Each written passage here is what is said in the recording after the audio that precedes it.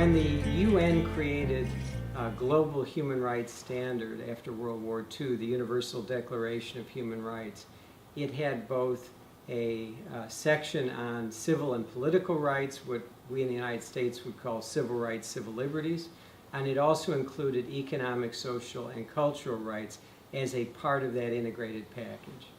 And if you look at the history of the last 30 years in this world, as there's been an expansion of the global economy, one of the most dramatic things you see is the dramatic reduction in extreme poverty. If you look at World Bank statistics, 30 years ago, half of the world's population was living in poverty, below the level of $1.25 a day.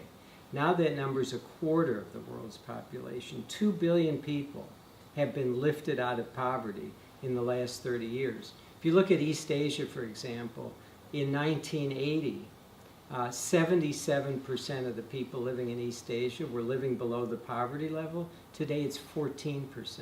That is a dramatic change.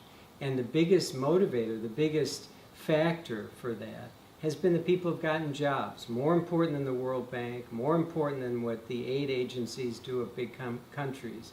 It's the people who've gotten jobs. And the private sector, big global companies, have been at the center of that.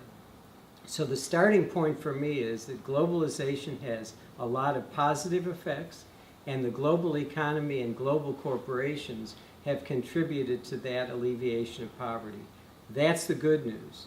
The challenge is, and the other side of the coin is, that there are a range of risks attendant with that expansion of the global economy.